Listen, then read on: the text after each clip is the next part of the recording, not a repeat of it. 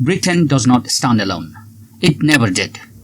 Its land is stitched with the stories of man and woman who came not for riches, but for duty, for a promise of something greater.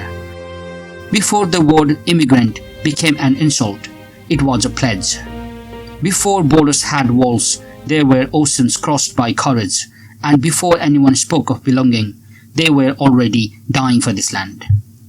In 1914, when Europe tore itself apart, Britain called and the empire answered. From the villages of Punjab, from the sugar fields of Caribbean and the gold plains of Africa, they came. Over 1.1 million Indian soldiers marched beneath the Union Jack. They fought in the mud, in the Gallipolis heat, in the deserts of Mesopotamia, where the air itself turned to dust and blood. 70,000 never returned. Their bodies lost to foreign fields, their names carved into stone. Names like Singh, Khan, Okonkwo, Ramadas, standing eternal beside Smiths and Joneses. From Africa came more. From Nigeria, Kenya and South Africa. Thousands who fought for king whose face they had never seen. Over 7,000 South Africans died in that first great war. Black men were often denied the right to bear arms. Yet still they came, carried, bled and perished.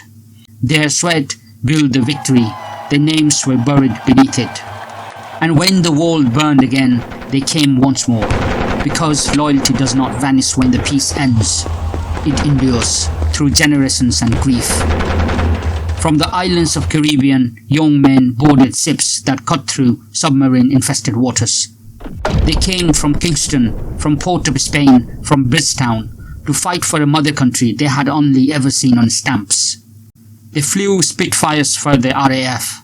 They served in Royal Navy. They patched wounds and buried the dead. And when the peace returned, many stayed, building the Britain that rose from the rubble. From Africa again they came, from Nigeria, Ghana, Kenya. Some 374,000 African soldiers fought under the British flag. Tens of thousands never came home. They died in jungles and deserts, their graves marked by crosses no one ever visited. And from India, the heartbeat of empire, 2.5 million men joined the fight in the Second World War. They fought in Italy, Burma, in North Africa. They fought beside British troops, and 87,000 of them died for a freedom they had not yet tested themselves. For Britain they bled, for Britain they fell, and for Britain they were forgotten. Their stories were not written in textbooks. Their medals were rarely pinned to proud chests in London squares. Their faces, dark and unfamiliar, were left out of victory parades. History polished the marble, but erased the colour. And yet, here they stand, in the Britain they dreamed might one day know them. Their descendants walk its streets, drive its buses, heal its sick, teach its children, and serve its flag. They speak in accents that carry generations of silence, and yet they are still asked, where are you really from? Where are they from? They are from the trenches of Flanders, from the skies over Berlin, from the sands of Tobruk and the jungles of Burma. They are from the empire that bled for Britain, and from the graves that remind it what that cost. Immigration is not invasion, it is inheritance. This land was not given freely, it was defended by many. Brown hands, black hands, white hands, all turning the same soil red.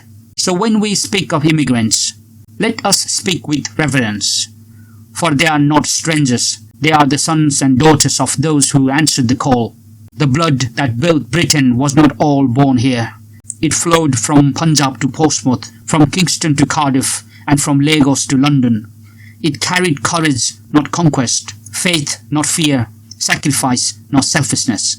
They were the first to come, and because of them, they are here. Remember them not as foreigners, but as founders.